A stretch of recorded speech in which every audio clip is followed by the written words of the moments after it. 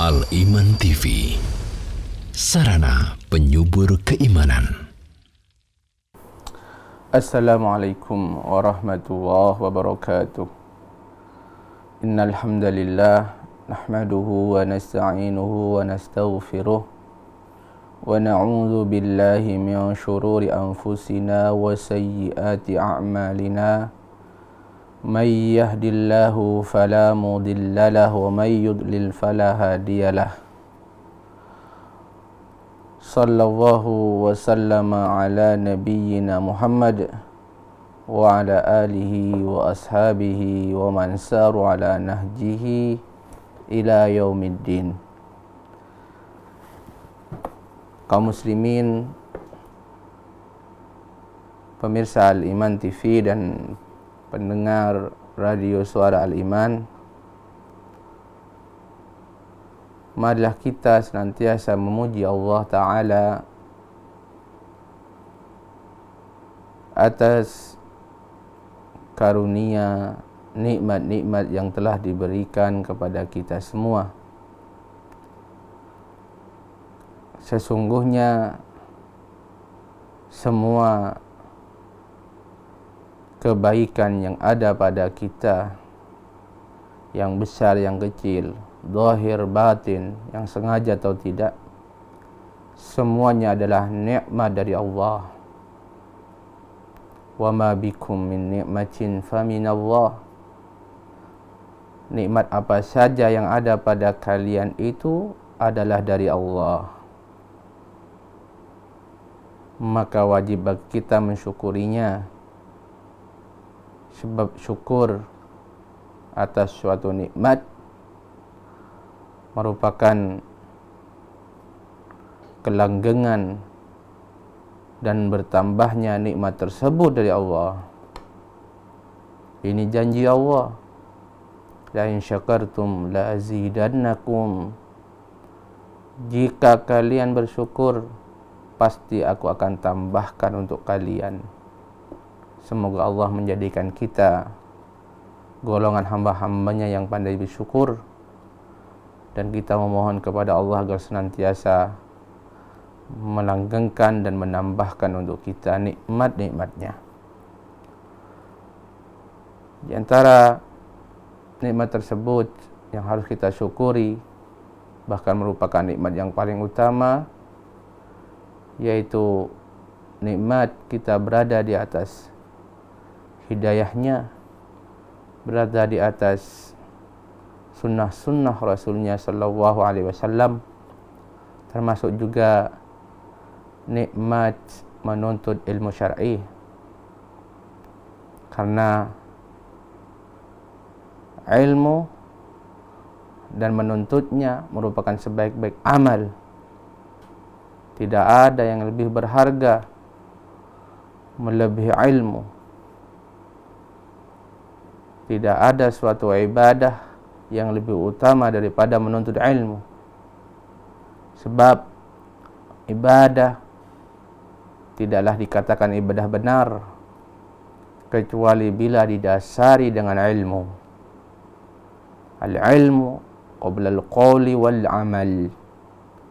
Ilmu itu sebelum berucap dan sebelum beramal. Semoga Allah menambahkan untuk kita ilmu yang bermanfaat dan memberikan kita taufik untuk mengamalkan atau beramal dengan amal yang dicintainya dan diridhoinya.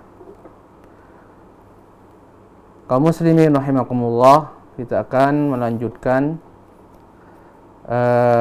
pembahasan Risalah At-Tabukiyah karya Al-Imam Ibnu Qayyim Al-Jauziyah rahimahullahu ta'ala rahmatan wasi'ah. Setelah beliau menjelaskan tentang firman Allah Subhanahu wa ta'ala surat Az-Zariyat ayat 24 sampai 30, dan bahwasannya kandungan serta rahasia-rahasia dan ilmu bermanfaat yang ada di dalamnya, yang bisa dipetik oleh orang-orang yang beriman sangatlah luas.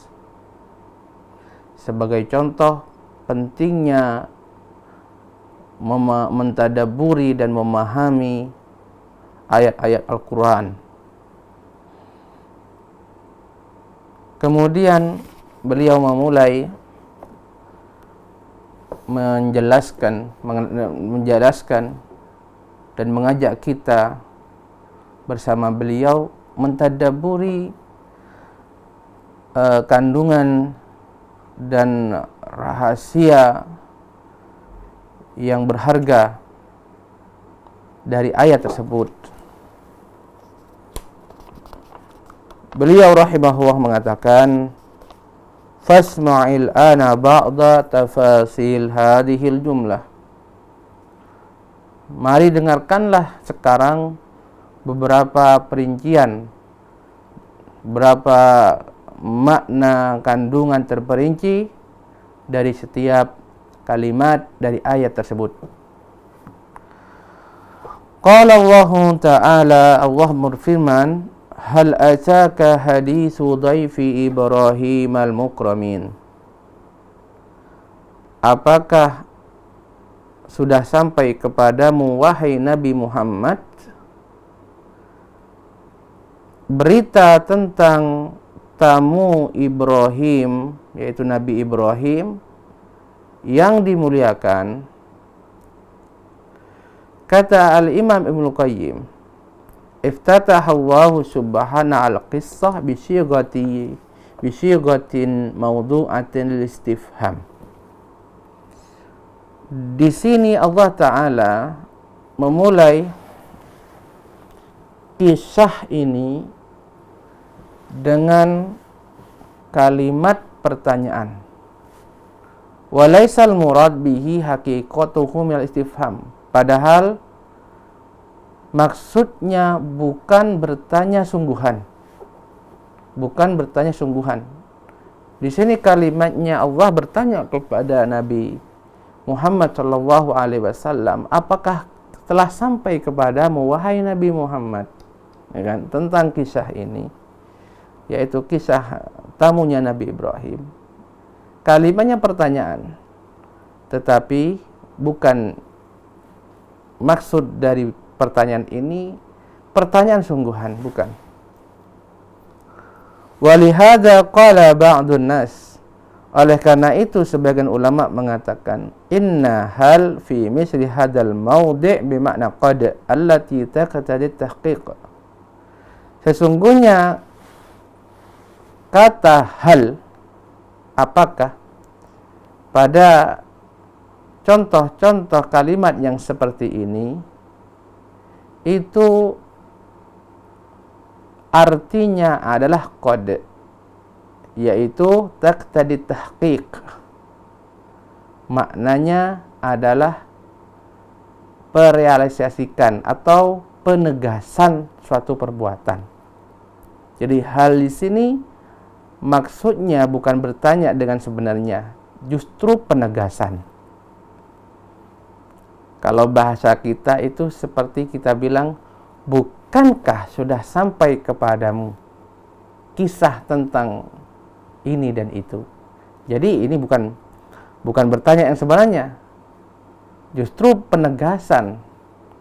Jadi kita yang kita tanya bukan orang yang tidak tahu tentang apa yang kita tanyakan, tapi kita tanya tadi adalah untuk menegaskan. Kita tanya tadi bukan sebenar-benar kita untuk bertanya karena kita tidak tahu. Karena pada asalnya orang bertanya tentang sesuatu itu karena tidak tahu. Karena tidak tahu. Tapi di sini Allah lebih tahu daripada Nabi Muhammad. Justru di sini Allah bertanya kepada Nabi Muhammad untuk menegaskan. Itu, untuk menegaskan.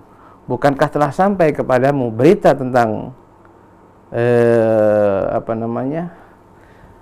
para tamu Nabi Ibrahim yang dimuliakan itu? Ditahqiq. Kemudian apa faedah yang bisa diambil dari situ? Walakin fi wurudil kalam fi misli hadzal istifham sirrun latif wa ma'nan badi. Kata Ibnu Qayyim, tetapi pada dengan adanya kalimat-kalimat seperti ini dalam bentuk pertanyaan, itu ada memang rahasia yang mendalam serta kandungan makna yang ajib, yang sangat indah.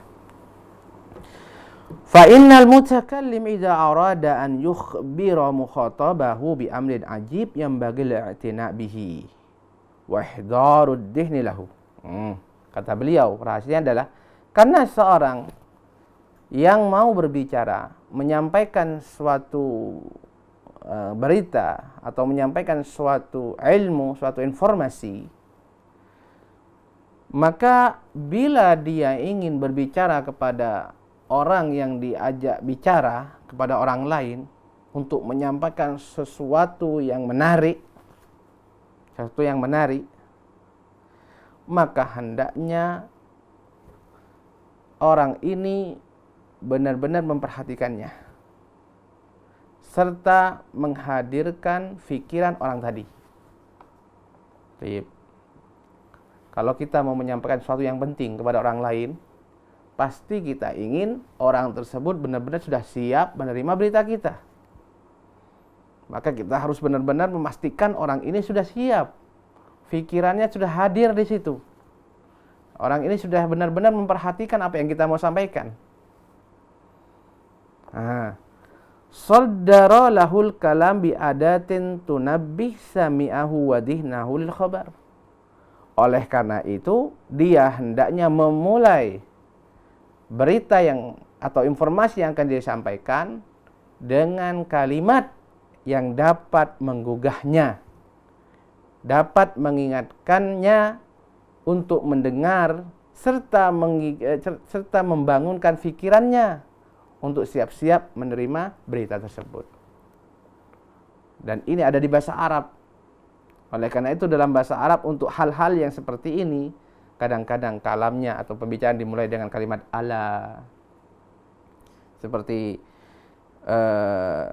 sabda Rasul sallallahu alaihi wasallam dalam hadis masyhur, ala inna fil jasadi mudghah. Ala. Karena begitu pentingnya belakang yang hendak disampaikan oleh Nabi, maka beliau memulai dengan ala. Kalau bahasa kita sungguh atau ala, hei, perhatikan, begitu. Sesungguhnya di dalam jasad itu ada segumpal daging, di mana daging ini bila dia baik semua baik, apabila rusak semua rusak. Diulang sama Nabi, ala. Kembali, ala. Dan seterusnya. Wa taratan yusaddiruhu bihal. Sebagaimana kadang-kadang dalam bahasa Arab menggunakan ala, kadang-kadang juga menggunakan hal. Jadi hal ini fungsinya dalam ayat tadi menggugah ya orang yang hendak kita berikan informasi, kita sampaikan kabar agar memperhatikan, agar fokus kembali, siap fikirannya menerima apa yang hendak kita sampaikan. Dan itu ada di bahasa Indonesia itu. Kadang-kadang kita pakai hey, heh, dan lain sebagainya. Sebelum kita bicara, kita mau menyampaikan satu informasi yang penting, bermanfaat. Kemudian yang mau kita ajak bicara masih sibuk dengan sesuatu yang lain. Maka tidak mungkin kita sampaikan begitu saja langsung berita itu. Kecuali kita memulai dengan kalimat-kalimat untuk mengingatkannya. Hai, apakah kamu tahu? Tahukah kamu? Dan seterusnya. Oleh karena itu dalam bahasa Arab juga begitu, katanya fayaqul hal alimta ma kana min kaita wa kaita. Tahukah kamu? Bahwasannya ini itu begini dan begitu. Jadi ada tahukah kamu? Imma mudzakiran bihi wa imma wa'idan lahu mukhawwifa. Apakah untuk memberikan peringatan kepadanya, ataukah untuk menasihatinya, atau untuk menakutinya. Wa imma munabbihan ala 'azamati ma yukhbar bihi, atau untuk mengingatkan akan pentingnya berita yang akan disampaikan. Wa imma muqarriran lahu, atau untuk menegaskannya. Baik. Oleh karena itu banyak dalam ayat Al-Qur'an kita dapati bentuk yang seperti ini, kata beliau. Di antaranya firman Allah Ta'ala, hal ataka hadithu Musa, wahai Nabi, bukankah sudah sampai kepadamu tentang Nabi Musa? Juga dalam ayat yang lain, wahal ataka naba'ul khasm, apakah sudah sampai kepadamu berita tentang orang yang berperkara? Hal ataka hadithul ghashiyah, hal ataka hadithu dhaifi Ibrahim al-mukramin, seperti yang kita bahas. Kata Ibnu Qayyim tentang ayat-ayat seperti ini, mutadammin li ta'zim hadhil qisas. Ayat-ayat ini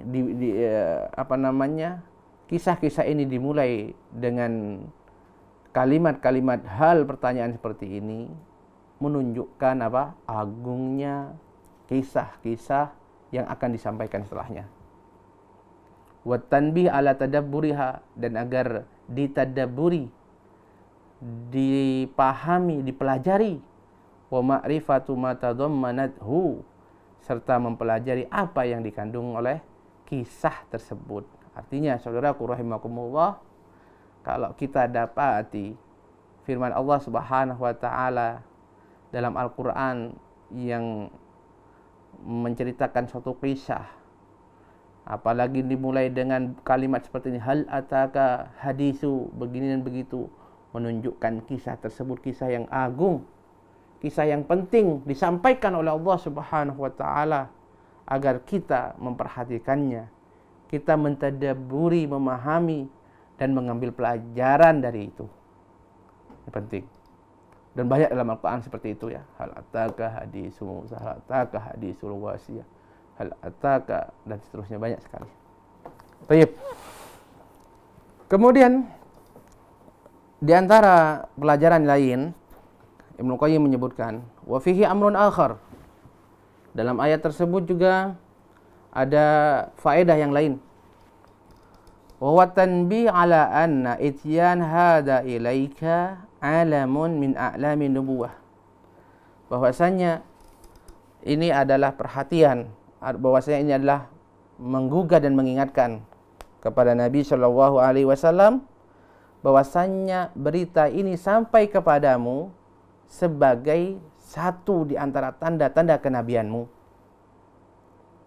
Jadi bentuk hal ataka hadis, wahai Nabi, hal ataka hadisul hal ataka hadisu dhaifi Ibrahim al-mukramin, hal ataka hadisu dhaifi Ibrahim al-mukramin, wahai Nabi sallallahu alaihi wasallam, bukankah sudah sampai kepadamu berita tentang tamu Ibrahim alaihissalam? Ini kan sesuatu yang gaib kan. Ini disampaikan kepada Nabi Muhammad sallallahu alaihi wasallam sekaligus di situ sebagai petunjuk bahwasanya ini adalah salah satu dari tanda kenabianmu, untuk memantapkan Nabi sallallahu alaihi wasallam. Bagaimana itu? Kata Ibnu Qayyim, fa innahu minal ghaib, ya, alladzi la ta'lamu anta wala qaumuk. Karena kisah tentang tamunya Nabi Ibrahim ini adalah perkara gaib, sesuatu yang sudah terjadi di masa lampau jauh, ya, sebelum kamu dan kaummu ini, beberapa generasi, yang tidak diketahui olehmu dan tidak pula oleh kaummu. Fa'al ataka min ghairi i'lamina wa irsalina wa ta'rifina am lam ya'tika ila min kibalina. Seolah-olah mengatakan kepada Nabi SAW, apakah berita ini sampai kepadamu dari selain kami, dari selain utusan kami, dari selain pemberitahuan dari kami, ataukah kamu mengetahuinya hanya dari kami? Tentunya jawabannya hanya dari Allah Subhanahu wa taala. Dan ketika itu dan ini tidaklah kecuali tanda kenabian bagi Rasulullah sallallahu alaihi wasallam. Hal ataka, wahai Nabi, bukan setelah sampai kepadamu, maksudnya sampai kepadamu dari kami, dari Allah Subhanahu wa taala. Ini adalah wahyu dari kami bagimu, dan wahyu adalah tanda di antara tanda-tanda kenabian. Baik. Fandur zuhura hadal kalam bi sighatil istifham. Kembali lagi Ibnu Qayyim memberikan faedah baru bagi kita. Lihatlah bagaimana cerita ini diawali dengan bentuk kalimat pertanyaan. Wa ta'ammal idham mawqi'ihi fi jami'i mawaridihi yashhad annahu minal fasaha fi zuri tihal ulya. Kemudian renungkanlah keagungan dari kalimat ini pada semua atau pada setiap keberadaannya dalam ayat Quran, yaitu kalimat-kalimat kalimat-kalimat atau cerita-cerita, kisah-kisah yang ada dalam Quran yang dimulai dengan hal ataka hadisu, hal ataka hadisu, itu banyak dalam Quran. Ibnu Qayyim mengatakan, kalau kita mau merenungkannya, maka kita akan dapati bahwasannya ayat-ayat yang seperti ini yashhad annahu minal fasaha fi dauratil ihya, bahwasannya kalimat-kalimat ini menjadi saksi, menjadi bukti kefasihan level paling tinggi. Dan kita tahu di antara mukjizat Al-Quran bahwasanya bahasa yang ada dalam Al-Quran adalah bahasa yang paling fasih. Tidak ada Arab manapun yang dapat menandinginya. Bahkan Arab Quraisy di zaman Rasul sallallahu alaihi wasallam yang budaya mereka berbangga-bangga dengan kefasihan bahasa mereka pun tidak ada satupun yang dapat menandingi Al-Quran. Bahkan tidak ada satupun yang dapat menandingkan satu surat atau satu ayat pun dari Al-Quran. Bahkan seandainya mereka semua berkumpul untuk mendatangkan yang seperti Al-Quran, mereka tidak akan mampu mendatangkannya. Ya kan, ini dan kalimat hal ataka hadis ini bagian kecil, sebagian dari yang menunjukkan kefasihan Al-Quran tingkat paling tinggi. Kemudian Al-Imam mengatakan wa qauluhu dhaifi Ibrahim al-mukramin. Masih ayat ke-24. Setelah kita mengatakan hal ataka hadisu dhaifi Ibrahim al-mukramin. Dhaifi Ibrahim al-mukramin, sekarang kita bahas.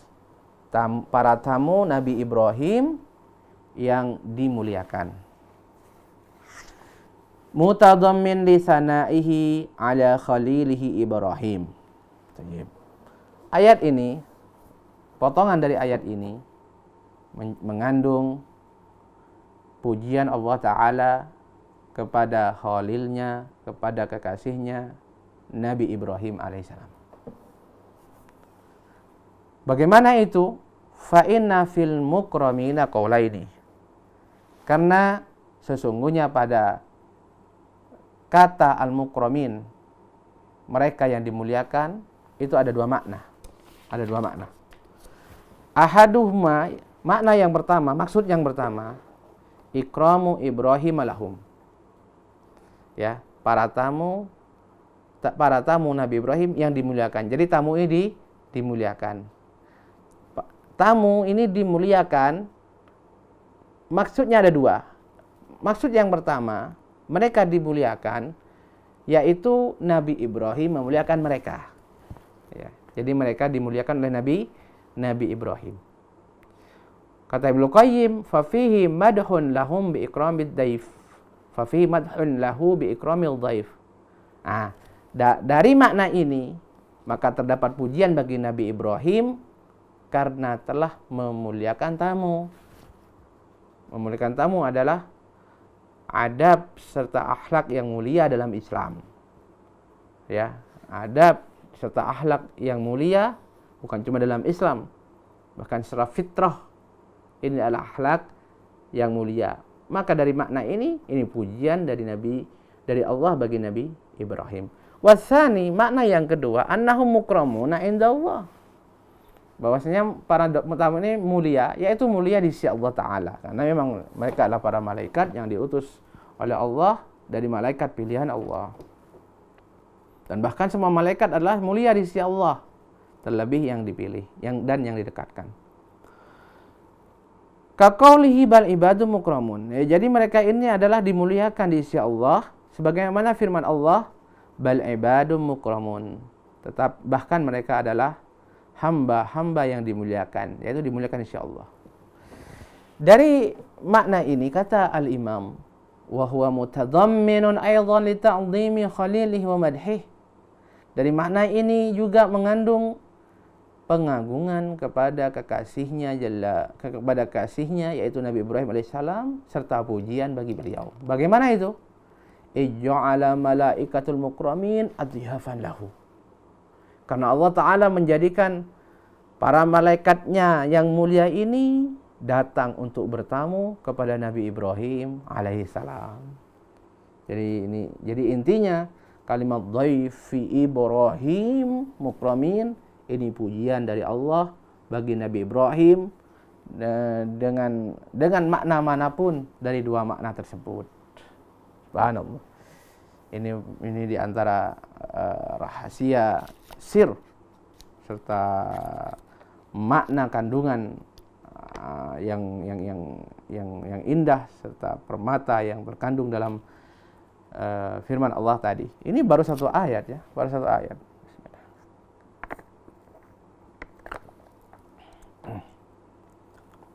Kemudian berikutnya, wa qauluhu ta'ala, firman Allah Subhanahu wa ta'ala, faqalu salaman qala salam, faqalu salaman qala salamun.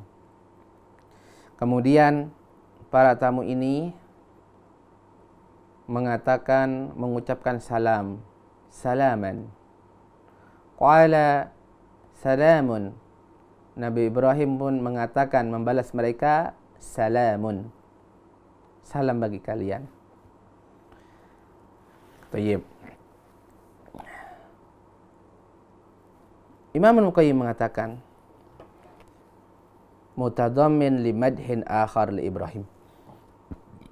Ayat ini juga mengandung pujian dari Allah Ta'ala kepada Nabi Ibrahim. Bagaimana itu? Haitsu radda alaihim ahsan mimma hayyau bihi. Karena Nabi Ibrahim membalas salam mereka dengan salam yang lebih baik.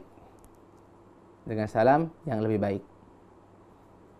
Dan ini adab Islam, yaitu hendaknya seorang membalas salam orang lain dengan yang lebih baik atau yang semisal. Fa idza huyyitum bi tahiyatin fahayyu bi ahsana minha aw rudduha. Apabila kalian diberikan salam penghormatan, maka balaslah salam tersebut dengan yang lebih baik atau dengan yang semisalnya. Ini syariat ya. Jadi kalau ada yang salam dengan kita, kepada kita dengan kalimat assalamualaikum sampai sini, maka yang utama kita balas dengan yang lebih baik. Waalaikumsalam warahmatullah atau waalaikumsalam warahmatullahi wabarakatuh. Kita tambah rahmat dan kita tambah barokah. Nah, atau minimal sama. Waalaikumsalam dan tidak boleh kurang. Ini adab. Nah, ini bagus. Dan oleh karena itu ini pujian Allah Ta'ala mencantumkan kalimat faqala qalu salaman faqala salam. Faqalu salaman qala salam. Ini pujian lagi dari Allah Ta'ala bagi kekasihnya Nabi Ibrahim alaihissalam, yaitu karena Nabi Ibrahim membalas salam mereka dengan salam yang lebih baik. Fa inna tahiyatahum bismi mansub mutadammin li jumlatin fi'liyah thayyib. Kalau kita lihat ayatnya, lebih baiknya mana? Ya Ustaz, ini kan salam sama salam Ustaz. Mana yang lebih baik? Enggak ada tambahan sama sekali. Subhanallah. Ini rahasia yang mau disampaikan oleh Ibnu Qayyim. Bahwasanya kemampuan orang itu berbeda-beda. Khususnya dalam mentadaburi dan menggali faedah dan permata yang ada dalam Al-Quran. Beliau katakan, fa inna tahiyyatahum bismin mansub. Bahwasanya penghormatan salam para malaikat itu dengan isim mansub. Faqalu salaman, mansub dia. Salaman. Mutadammin li jumlatin fi'liyah. Ini menunjukkan jumlah fi'liyah. Takdirnya adalah salamna alaika salaman. Jadi kata salaman itu ada yang dihapus di situ, yaitu salamna alaika. Salaman jadi maf'ul ya. Jadi mansub karena dia jadi maf'ulun bi. Fi'il dan fa'ilnya mahdhuf dihapus. Salamna alaika salaman.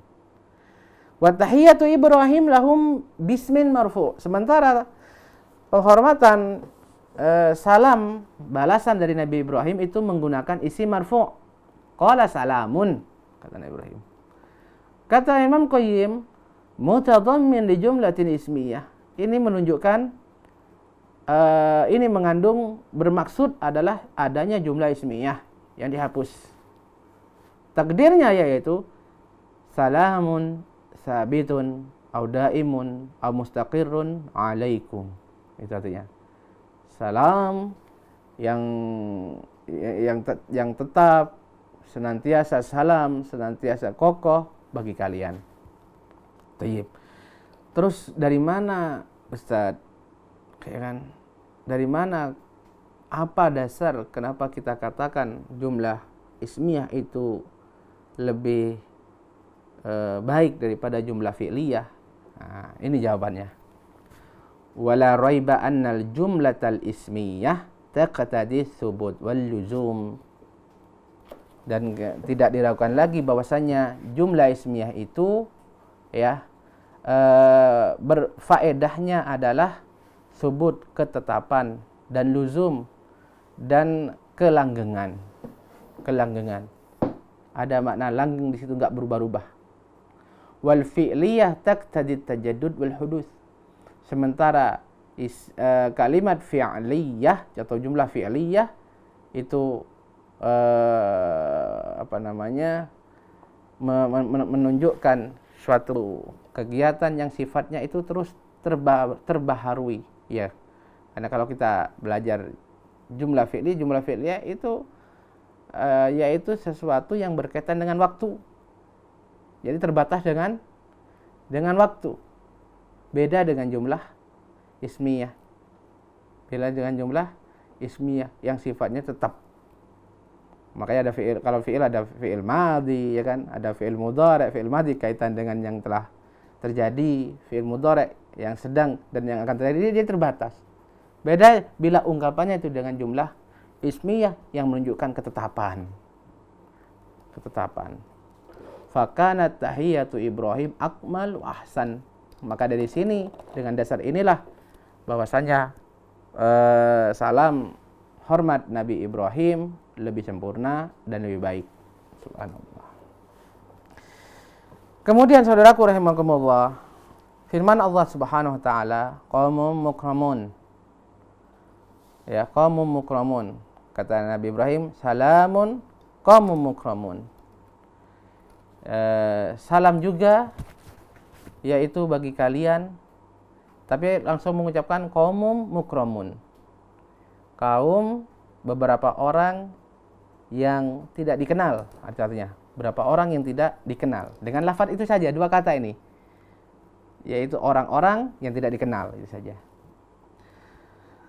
Kata Imam Ibnu Qayyim, wa fi hadza min husni mukhatabati ad-dhaifi wa tadhammum minhu wajhani minal madhi. Pada potongan ayat ini, pada kalimat ini, itu terdapat bentuk komunikasi yang baik kepada tamu dan bentuk ketawaduan kepada mereka. Jadi ada dua hal, ya. Komunikasi yang baik, interaksi yang baik kepada tamu, serta tawadhu diri, rendah diri, merendahkan diri, mentawadukkan diri di hadapan ini, tamu ini. Wajhani minal madhi, padanya terdapat dua sisi berupa pujian. Ahaduhuma, yang pertama, annahu hadful mubtada. Yang pertama di situ terdapat mubtada yang dihapus. Ini yang pertama. terdapat mubtada yang dihapus. Wa takdirnya adalah antum mukramun. Antum mukramun. Karena Nabi Ibrahim mengatakan salam, yaitu buat kalian orang-orang yang tidak dikenal. Tapi antumnya tidak disebut. Tidak disebut, kalian tidak disebut. Langsung wahai salam, wahai kaum yang tidak dikenal. Tidak pakai antum menunjuk. Hei kamu gitu kan. Dari kalimat ini Ibnu Qayyim mengatakan fadzadammam minhum. Di sini ketika tidak disebut antum, ini ada bentuk yaitu ketawaduan. Ya, ketawaduan Nabi Ibrahim kepada mereka. Tidak mengangkat dirinya. Ya, merendahkan dirinya di hadapan para tamu sebagai bentuk pemuliaan kepada mereka. Walam yuwajihum bihadzal khitab lima fihi min ba'dil istihash. Dan beliau tidak menggunakan kalimat antum, ya, antum. Kenapa? Karena dalam kalimat tersebut ketika langsung disebut seperti itu pada orang atau tamu yang tidak dikenal, ada sedikit kasar. Ada sedikit kasar pada antum. Ya, kalau kita kata di bahasa Indonesia pun begitu. Kata bahasa Indonesia pun begitu. Tentu saja untuk khususnya orang-orang yang tidak kita kenal, ya kan, tidak pernah kita kenal, maka bentuk pemuliaannya kita tidak sebut kamu, tidak disebut, tapi kita tidak sebut kamu, tapi lebih sopan kita langsung sebut apa dan apa. Apa dan apa. Meskipun dia ada di hadapan kita. Meskipun dia hadapan kita dan dia tahu bahwasannya kita bicara kepadanya.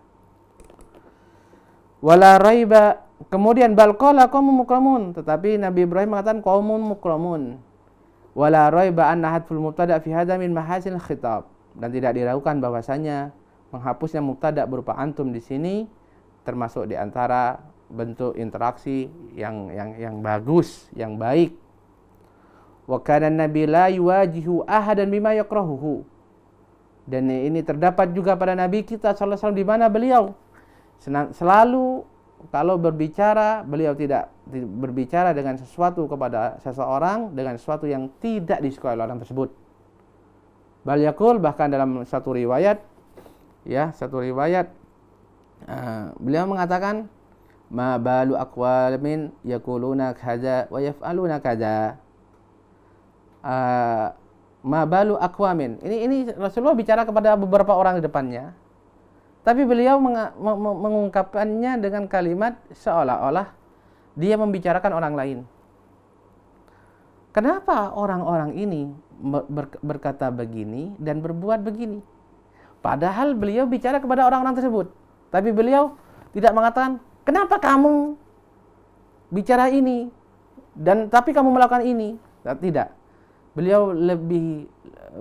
Beliau mengatakan, kenapa orang-orang ini?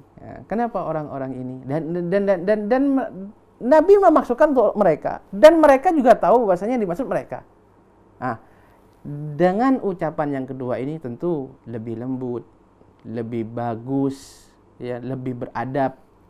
Nah, dibanding yang pertama lebih kasar daripada yang kedua. Nah, ini di sini yang diungkap oleh Al-Imam Ibnu Qayyim untuk menjelaskan dari penjelasan yang pertama bahwasanya ketika mentadabburi ayat Al-Qur'an sesungguhnya tidak akan pernah habis kita mentadabburi Al-Qur'an. Sangat luas sekali faedah ilmu yang bisa kita ambil. Ini yang pertama. Yang kedua, qauluhu qaumun munkarun. Firman Allah qaumun munkarun. Ketika Nabi Ibrahim mengatakan qala salamun qaumun munkarun, Nabi Ibrahim menjawab salam penghormatan kaum mukramun, wahai orang-orang yang tidak dikenal. Fahadfu fa'ilul inkar. Di sini terdapat penghapusan pada fa'il, pelaku atau orang yang mengingkari, orang yang tidak mengenalnya. Coba perhatikan. Nabi Ibrahim mengatakan, kan ini tamu ini baru. Nabi Ibrahim tidak pernah melihatnya. Maka setelah dia mengucapkan salam, Nabi Ibrahim membalas salam, kemudian mengatakan, orang-orang yang tidak dikenal. Orang-orang yang tidak kenal. Di sini Nabi Ibrahim tidak menyebutkan dengan kalimat siapa yang tidak mengenalnya. Siapa yang tidak mengenalnya. Meskipun Nabi Ibrahim sudah tahu maksudnya saya dan keluarga saya tidak mengenal. Dan ini para tamu ini juga tahu bahwasanya yang dimaksud tidak mengenal mereka ya tuan rumahnya Nabi Ibrahim. Nah, tapi ungkapan Ibrahim tidak mengatakan bahwasanya kami tidak mengenal kalian, ya. Saya tidak mengenal kalian. Tidak pakai saya, tidak pakai keluarga saya, kami. Kata beliau, fahadu fal inkar huwallazi kana ankaruhum.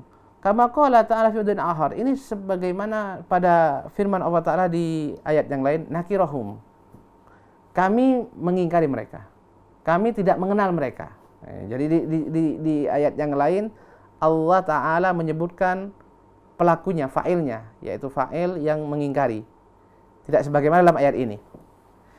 Beliau mengatakan wala raiba anna qalahum munkarun al-tah min an yaqul angkartukum. Tentu saja tidak diragukan bahwasanya kalimat langsung mungkarun, orang-orang yang tidak dikenal, ini lebih lembut dalam interaksi, dalam berkomunikasi, dibanding kita mengatakan sungguh aku tidak mengenalmu. Sungguh aku tidak mengenalmu. Ini tentunya yang pertama lebih lembut dibanding yang kedua, khususnya bagi orang yang tidak dikenal. Jadi kalau yang kedua ini, kalau bahasa kita sering kita bilang ini ceplos-ceplos aja kalau ngomong gitu kan. Nyampe aja kalau ngomong. Nah, sementara yang pertama ini orangnya modelnya nggak nyampean nih. Keenaan. Makanya lebih lembut kalau bicara. Lebih hati-hati milih kata-katanya. Ini model-model keenaan. Tapi orang yang kedua ini model ceplos-ceplos. Bayangkan ada tamu yang datang ke rumah kita, berarti dia butuh ke kita, ada perlu sama kita. Dia datang untuk memuliakan kita. Kita yang tidak mengenalnya, siapa aku nggak kenal kamu. Tayyib. Benar memang nggak kenal, sudah benar ini hak. Ini keadaannya saya nggak kenal kamu. Tapi ungkapannya seandainya dia mengenal, ini apa namanya? Kok tidak pernah melihat ya? Kok tidak pernah ketemu ya? Beda dengan saya tidak pernah melihat kamu. Saya tidak pernah ketemu kamu. Beda dengan kalau kita katakan kok tidak pernah melihat tanpa saya bilang saya. Kok tidak pernah melihat ya? Kok tidak pernah bertemu kayak ya? Tanpa mengucapkan saya tidak pernah ketemu kamu. Kita tidak pernah ketemu kamu. Tentunya lebih lembut yang tanpa menyebutkan saya, tanpa menyebutkan kita, tapi langsung menyebutkan tidak pernah ketemu ya. Kok tidak pernah kelihatan ya. Contoh sering juga kan kita sama teman, misalkan ada teman sering ngaji, kemudian teman ini tidak pernah ngaji, lama tidak pernah ngaji, tahu-tahu ketemu lagi. Beda kalau kita bilang saya nggak pernah lihat antum ngaji. Beda kalau kita bilang nggak pernah kelihatan di pengajian. Ini lebih lembut yang kedua daripada yang pertama. Maknanya sama, yang dimaksudkan sama, tapi kalimatnya, bahwasannya yang kedua itu lebih lembut daripada yang pertama. Tayyib.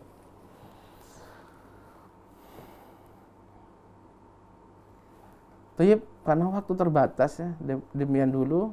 Insyaallah kaitan dengan tadabbur beberapa ayat dari surat Az-Zariyat ini kita lanjutkan di pertemuan yang lain. Mungkin kita lanjutkan berikutnya dengan sesi yang kedua. Semoga Allah Subhanahu wa taala memberikan kita taufik, memudahkan kita untuk mengamalkan apa yang dicintainya dan apa-apa yang diridhoinya. Wallahu taala a'lam bishawab. Dukung channel kami dengan like, subscribe, dan aktifkan notifikasi agar kamu tidak ketinggalan video-video menarik lainnya.